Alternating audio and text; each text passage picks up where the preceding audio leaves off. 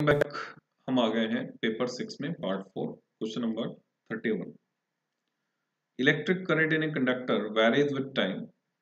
ये कोई इक्वेशन दी है जिसमें ऑब्वियसली ये स्क्वायर है 40 plus 90 square where I is in ampere and T is in second. Electric charge flowing through a section of the conductor during T equal to 2 second to T equal to 3 second is इस दौरान कितना charge flow हो रहा है। तो हमें पता है I होता है dq by dt। कब? जब करंट वेरिएबल होती है। सो dq बनता है I टाइम्स dt। तब मुझे q चाहिए।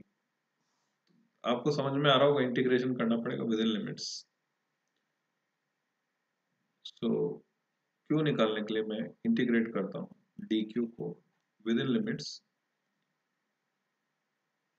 2 to 3 second means I dt। Different question अभी तक नहीं आया किसी पेपर में, पहली बार ऐसा क्वेश्चन इंटीग्रेशन जिसमें यूज हो रहा है। तो मैंने वैल्यू रखी, क्वेश्चन आसान है, बस इंटीग्रेशन आपको आना चाहिए। प्लस 90 स्क्वायर फ्रॉम 2 to 3 साथ में आएगा spin T T. I have to calculate this. Board पे ले जाता हूँ, जगह यहाँ पे अच्छे से मिल जाएगी।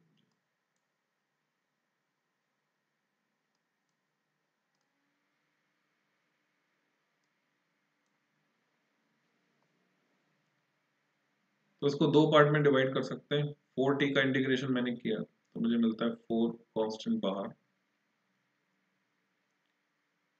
t square upon 2 limits 2 to 3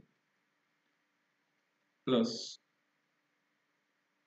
9 as it is बाहर t स्क्वायर का integration t cube by 3।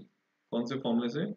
x raise to power n plus 1 upon n plus 1 और लिमिट्स 2 to 3 वैल्यूज रख देते हैं।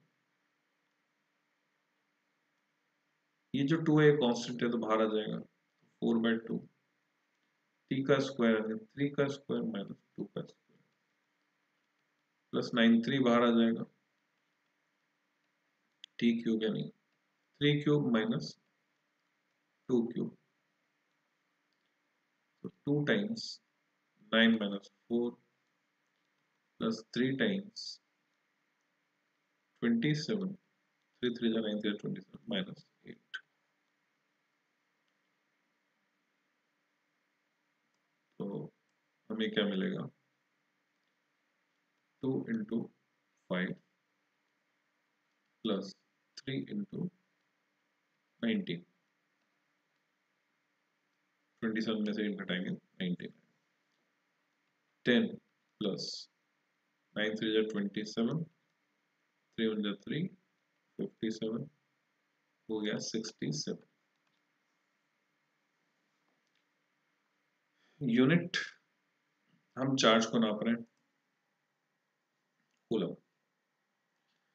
अगर आपने गौर किया हो बच्चों, इस तरह के जो क्वेश्चन होते हैं कैलकुलेशन वाले, most of the time option A correct आता है ना। ये उन बच्चों के लिए जो अटक जाते हैं, पास होने वाला जो प्रोग्राम होता है। तो एक छोटा सा हिंट है, ऑप्शन ए पर गौर कर लेना। Next question, question number 32।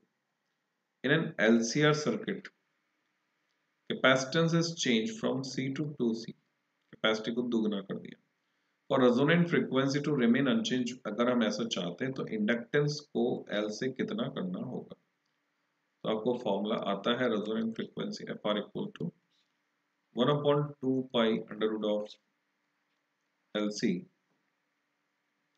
C को 2C कर रहे हैं तो 2 का इफेक्ट खत्म करने के लिए L को L/2 करना होगा। Question number 33। 36 सेल हैं, 36 सेल्स, हर एक का inter resistance 0.5 ohm, EMF 1.5 volt और external circuit 2 ohm capital R equal to 2 ohm में करंट फ्लो करा रहे हैं। Best mode of grouping them वो क्या होगा? एक मच्छर है, उसको मार देता हूं पहले मैं। बच गया।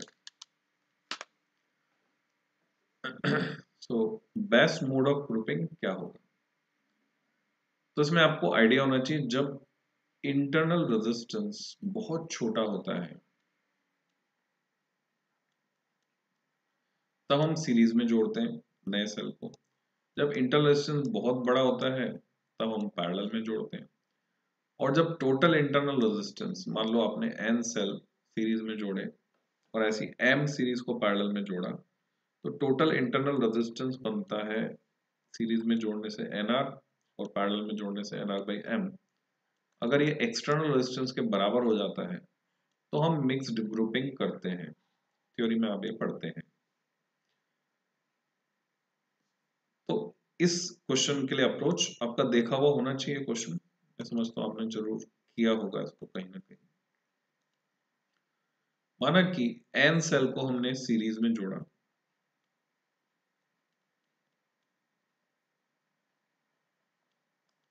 और ऐसी m सीरीज को पैरेलल में जोड़ा।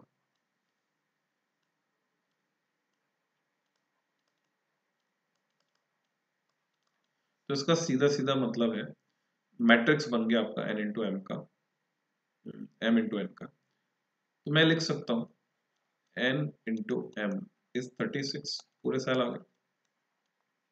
This is equation. तो sir nr by m equal to r, उस लॉजिक से मैं लिख सकता हूं n by m into r है 0.5, 0.5 कौन सा हाफ,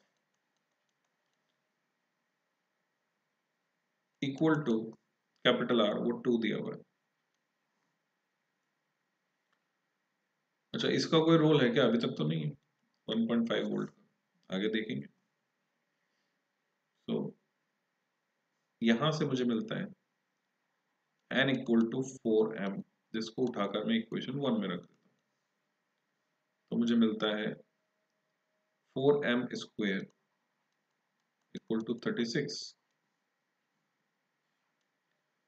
तो m की वैल्यू आती है 3, m की वैल्यू 3 आ गई तो n की वैल्यू आती है 12। तो जवाब मिलता है 12 cells in series and such 3 rows in parallel। तो पहले ऑप्शन बन गया वापस से। अब सवाल उठता है इसका क्या रोल है 1.5 वोल्ट का। तो बच्चों कभी कभी इस सवाल में पूछते हैं what will be the maximum current, maximum current क्या होगी। तो जब मैक्सिमम करंट आप यहाँ पे निकालते हैं तो वहां पर ईएमएफ को आपको टोटल रेजिस्टेंस से डिवाइड करना पड़ेगा, ये कंडीशन लगाकर। टोटल रेजिस्टेंस होगा external plus internal. Question number 34. The current in a potentiometer wire is adjusted to give a null point at 56 centimeter. तो करंट को हमने रियोस्टेट से ऐसे एडजस्ट किया कि 56 सेंटीमीटर में नल पॉइंट आ रहा है। This is balancing length. किसके साथ? स्टैंडर्ड सेल 1.02 वोल्ट के साथ। तो हम यूं कहेंगे कि 1.02 56 पे बैलेंस हो रहा है। दूसरा ईएमएफ सेल का क्या होगा जिसका नल पॉइंट 70 सेंटीमीटर में मिलेगा? तो मैं इसको L1 लिख देता हूँ, L2 लिख देता हूँ, इसको E1 लिख देता हूँ और E2 हमें पता करना है। तो सीधे सीधे फॉर्मूला है फर्स्ट एप्लीकेशन से, E2 upon E1 equal to L2 upon L1। Modify कर दिया अपने formula. So E2 equal to E1 multiply हो गया 1.02, L2 70, यूनिट को चेंज करने की जरूरत नहीं, कट गया सेंटीमीटर सेंटीमीटर। और कैलकुलेशन भी इजी दिख रही है, 56 का डबल करेंगे तो 102 आता है। तो ये मैंने काट दिया, डबल किया इसको, 0.02 और 7 2 14, तो क्या आंसर बना? 14 तो यहाँ दिख नहीं रहा।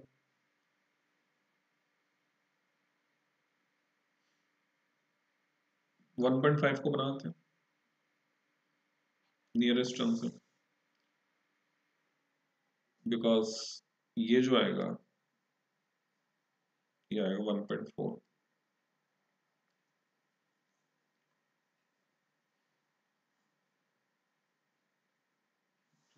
1.5 वोल्ट।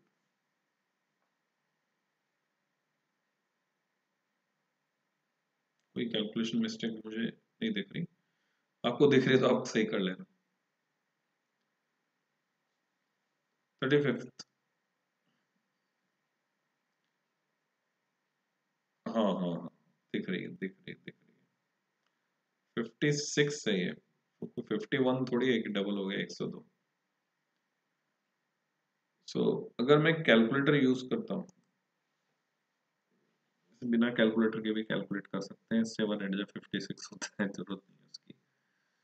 सो 102/100 इंटू 70/56। सो ये 0 से 0 कट गया, 7 8 56। ये कटता है 2 से 51, ये 4। Now we have to calculate 51/40, 51/40, तो 5.1/4, 4 1 जा 4, 4 2 जा 8। This is the correct answer. तो इस तरह की सिली मिस्टेक्स आपको एग्जाम में नहीं करनी है, कैलकुलेशन ध्यान से करें। अब देखो क्या सिली मिस्टेक है, यहां दिख रही है आपको। ऐसी गलती हमसे हो जाती है, be aware of these mistakes. जितनी करनी है गलतियां, इन पेपर्स को सॉल्व करो, 9 सैंपल पेपर्स, 9 प्रैक्टिस पेपर को, और इसमें कर लो गलतियां, जिससे आगे वो सब पकड़ में आ जाए। Next question number 35। In a metre bridge what is the effect on null deflection. अच्छा, जब इस तरह की गलती हो जाती है, डाउट में आ जाते हैं, अभी भी ऐसा लगेगा मन में, अरे अभी भी कुछ गलत तो नहीं हो रहा है। तो अगर ऐसा डाउट है तो दोबारा से चेक कर लो, जहां भी आपने कैलकुलेशन किया 51/40 आपको निकालना था, 5.1/4 निकालना था, तो कहीं 1.02 तो नहीं होगा। 1.02 होगा क्या भाई, 4 1 जा 4 आया, अब पॉइंट लग गया है, यहाँ पे पॉइंट लग गया तो मैंने 1 लिया, पॉइंट लगा दिया तो 11 है, अब तो 4 2 जा 8 आएगा। इसका मतलब अभी सही है, पक्का है ना, वेरीफाई कर सकते हैं। तो उसके लिए जो एक्स्ट्रा टाइम है वो यूज करना, बच जाए जब बाद में लास्ट में। मीटर ब्रिज में क्या इफेक्ट होगा नल डिफ्लेक्शन पर गैल्वेनोमीटर के, जब radius of metre bridge wire is doubled. ऐसा क्वेश्चन आपसे पोटेंशियोमीटर में पूछते हैं, answer there will be no change. Potentiometer में चेंज कब नहीं होगा, जब सीधे बैटरी से तार जुड़ा हुआ है, बीच में कोई रियोस्टेट वगैरह नहीं। Question number 36। Two cells of EMF E1 and E2, they are E1 greater than E2 are connected as shown। ये एक दूसरे के अपोजिशन में है बच्चों, क्योंकि नेगेटिव से नेगेटिव जुड़ा है। मैंने potentiometer is connected between A and B, यहां जोड़ते हैं। बैलेंसिंग लेंथ ऑफ पोटेंशियोमीटर है 300, यानी E1 के करस्पॉन्डिंग में लिखूंगा 300 times x, x is potential gradient. Same potentiometer को ए और सी के बीच जोड़ते हैं, तो अभी हो गया E1 माइनस E2, बैलेंस होगा, और वो हमको मिलता है 100x।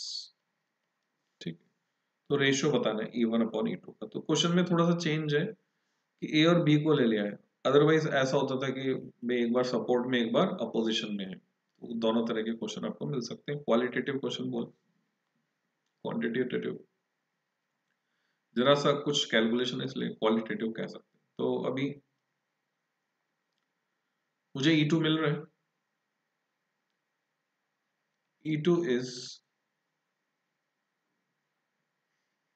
E1 माइनस 100x, यानी 200x, 300x माइनस, तो E1/E2 रेशियो क्या हो गया, 3:2, D option. Question number 37. In the figure shown below, an ammeter A and resistor of 4 ohm, ये ammeter A, resistance of 4 ohm, are connected to the terminals of the source, ये source. EMF of source is 12 volt जैसा दिख रहा है, having internal resistance 2 ohm, वो भी दिख रहा है हमें सर्किट में. वोल्टमीटर अमीटर रीडिंग क्या होंगी? ओके, करंट आई होती है net EMF upon total resistance. Total resistance यहाँ पे वोल्टमीटर मीटर को हम आइडियल मान रहे हैं. 4 + 2 6 2 एम्पियर. स्ट्रेट फॉरवर्ड क्वेश्चन है, बिल्कुल बच्चों वाला. And voltmeter reading is cell, क्योंकि डिस्चार्ज हो रहा है, सेल डिस्चार्ज हो रहा है तो वी होगा, ई बड़ा होता है ना, ई होता है V plus I R. Cell discharge हो रहा है तो वी होगा ई माइनस आई आर. ई है 12 वोल्ट माइनस करंट है 2 एम्पियर और रेजिस्टेंस 2, तो ये आ गया हमारे पास 8 वोल्ट. पहले दिया हुआ.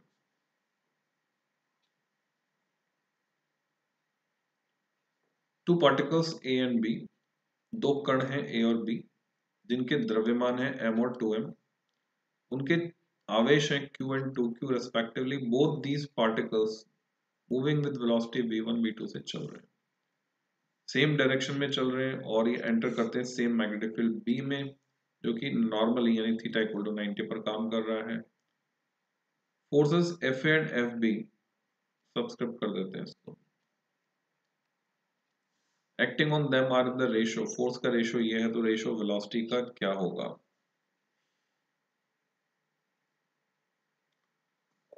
हमें पता है पार्टिकल जब मैग्नेटिक फील्ड में जा रहा है तो रेडियस होती है mv अपॉन qb. पार्टिकल के मासेस का रेशियो हमारे पास है, चार्ज का रेशियो हमारे पास है. वेलोसिटी v1 v2 है जो हमें पता करनी है. सेम मैग्नेटिक फील्ड है, सीधे फोर्स का रेशियो दिया, रेडियस का रेशियो देने की बजाय. अगर रेडियस का रेशियो मिल जाता तो काम बन जाता. तो ये रेडियस आती कहां से है? तो आपको पता है mv² r centripetal force equal to qvb, यहां से आती. तो अगर मुझे वेलोसिटी का रेशियो निकालना है, ये कट गई वेलोसिटी एक, तो मैं अभी वेलोसिटी का स्क्वायर ही रहने देता हूं क्योंकि मुझे qvb उसका रेशियो दिया हुआ है इन्होंने. ठीक है, या तो मैं फोर्स के रेशियो से क्या कैलकुलेट कर लूं,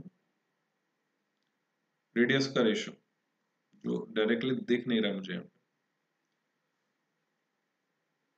तो ये है FA और ये है FB.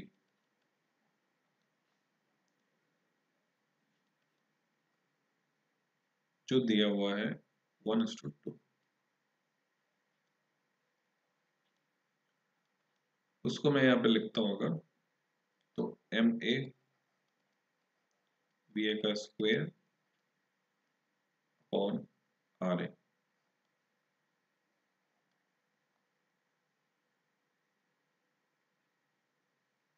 रेडियस का रेशियो नहीं है, divided by MB BB square upon RB. मैं ट्राई कर रहा हूँ और आपको कोई डायरेक्ट मेथड दिख रहा है आप उसे कर सकते हो. सो अब ये मिलता है मेरे को half equal to MA upon MB यानी 1/2. वेलोसिटी हमें नहीं पता, V अपॉन VB का स्क्वायर. रेडियस क्योंकि डिनोमिनेटर में थी तो ये हो गया उल्टा RB अपॉन RA. ये हाफ से हाफ कट गया यहाँ पे और उससे मुझे मिलता है कि VA अपॉन VB ये तो कैंसिल हो गया, तो उधर 1 है, ये उधर आर ए आर बी उधर जाकर उल्टे हो जाएंगे, R A upon R B का अंडर रूट। अब इससे हम क्या करें, बोर्ड पे चलते हैं।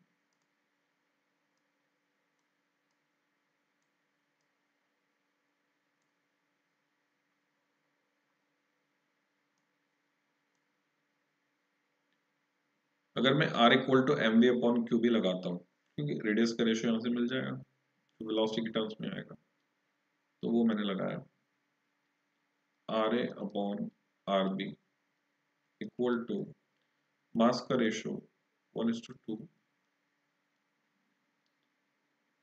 वेलोसिटी एज इट इज आ जाएगी V A upon V B,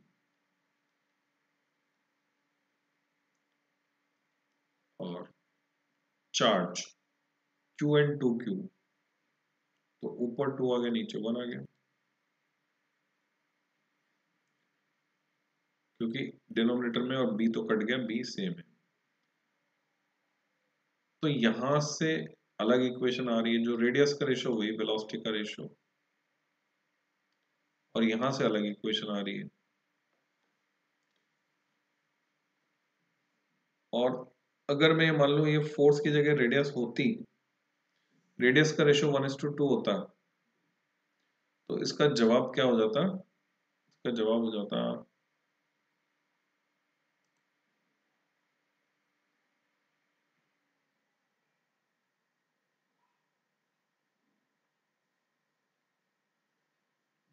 तो ये क्वेश्चन तो अटक गया हमारा। इसका आंसर मैं अगर देखता हूं, क्वेश्चन नंबर 38 सी 1:1,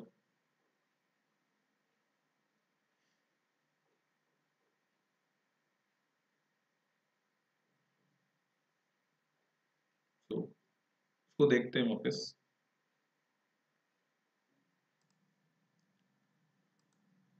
तो बच्चों जब मैं इस क्वेश्चन को दोबारा पढ़ता हूं, जो मिस्टेक मैंने की उसको कहते हैं इनर्शिया मिस्टेक, प्रीजुडाइस या पूर्वाग्रह। मेरे मन में पहले से ये फॉर्मूला सेट था, तो मैंने सोचा ही नहीं कि मैं direct F M magnetic force equal to Q V B इसको लगा सकता हूं। इसके बारे में मैंने सोचा ही नहीं या सोचना नहीं चाहा, ऐसे कह सकते हैं। जब वेलोसिटी का रेशियो पूछा है और फोर्स का रेशियो दिया हुआ है, चार्ज का रेशियो दिया हुआ है, मैग्नेटिक फील्ड सेम है, तो ये फॉर्मूला तो डायरेक्टली लग रहा है। तो जबरदस्ती ये सब कैलकुलेट मैंने कर दिया जिसकी जरूरत नहीं थी। तो आपको समझना है इनर्शिया मिस्टेक क्या होती है। तो स्ट्रेट फॉरवर्ड इसका आंसर हमें दिख रहा है, कैसे आएगा, v equal to F upon Q B, ये फॉर्मूला लगेगा। तो फोर्स का रेशियो 1:2 है और चार्ज का रेशियो भी 1:2 है, और फोर्स और चार्ज न्यूमरेटर डिनोमिनेटर में, इसलिए सब कट गया, 1:1 आ गया। Next question, two moving coil galvanometers M1 and M2 have the following particulars, ये इनकी वैल्यूज दी हुई है सारी हमको। Spring constants are identical for the two springs, ratio of current sensitivity of M1 and M2। तो करंट सेंसिटिविटी का formula अगर आपको आता है NAB अपॉन C, तो इससे आप पता कर सकते हैं CM1 पहले वाले की, CM2 दूसरे वाले की current sensitivity. Spring constant identical है तो C तो खत्म हो गया, अब क्या बचा ऊपर, NAB 30 3.6 into 10⁻³ divided by 42 into 1.8 into 10⁻³ into 0.5। अच्छा, R का कोई रोल नहीं है बेस में, so you have to just calculate this. Calculation आप शायद कर लेंगे, मेरे से बेहतर कर लेंगे, मेरी मैथमेटिक्स कमजोर है बच्चों।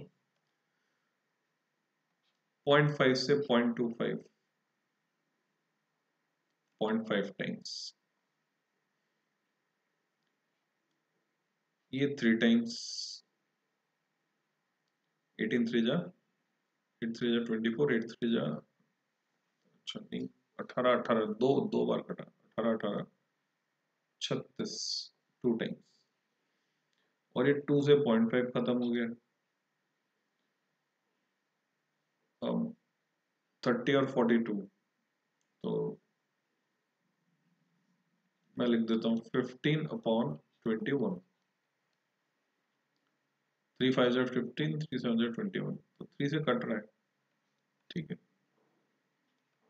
5/7 5/7 मुझे मिल रहा है, और आंसर दिख भी रहा है, पर ये जो -3 है नीचे और ऊपर 3 है, तो 10⁶ बन रहा है इसकी वजह से। तो इसको मैं वापस चेक कर लेता हूँ, मैंने ऊपर गलत किया, ऊपर भी -3 है, ओके। तो 5/7 is the correct answer, option A. Next question, electron है, revolve around the nucleus, orbit है 0.5 एंगस्ट्रॉम, रेडियस दिया है, फ्रीक्वेंसी दी है, ये मिसप्रिंट है, ये है 10⁻10 मेगाहर्ट्ज, मेगाहर्ट्ज और लिखा है 10⁻10 तो पहले ही है। Magnetic moment of electron will be, वो कितना होगा, जहां भी मैग्नेटिक मोमेंट की बात आ रही है, इलेक्ट्रॉन के कॉरस्पॉन्डिंग करंट होगी। मैग्नेटिक मोमेंट होता है IA, तो करंट निकालने हमको, करंट होती है Q/T, इलेक्ट्रॉनिक चार्ज E है, टाइम पीरियड जितना लगेगा, यानी E इंटू न्यू, ऐसा मैं कह सकता हूँ, 1 टाइम पीरियड इज फ्रीक्वेंसी, तो 1.6 10⁻⁻19 इंटू 10⁻16, ये 10⁻10 मेगाहर्ट्ज। अगर ये 1010 मेगाहर्ट्ज होती तो क्या आंसर होता, वो चेक कर लेंगे एक बार, बाकी मुझे लग रहा है मिसप्रिंट है। अब इस करंट को मैंने यहाँ पे रखा 1.6 इंटू 10⁻³ मिली एम्पियर के ऑर्डर की करंट है, into area πr² pi into 0.5 into 10⁻10 इसका स्क्वायर, तो 10⁻⁻20 तो यहाँ से आ गया, -3 ये है, तो -23 हो गया। 1.6 से पाई है और 0.25 है, 3.14 इंटू 0.25,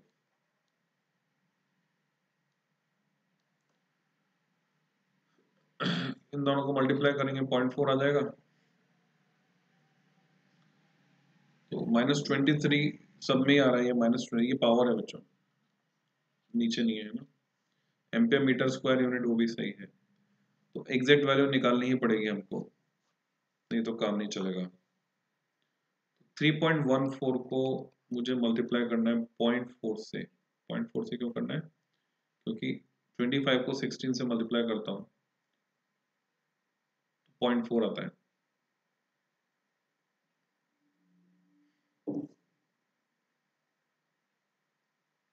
4 3 जा 12, 1.256, तो रफ कैलकुलेशन से इसको मैं ये कह रहा हूँ ऐसा, बाकी कैलकुलेटर से कैलकुलेट कर देता हूँ, 1.6 इंटू 3.14 इंटू 0.25 1.256, सही है, ऑप्शन ए इज करेक्ट। इस वीडियो में इतना ही, फिर मिलते हैं नेक्स्ट में, टिल देन हैप्पी लर्निंग।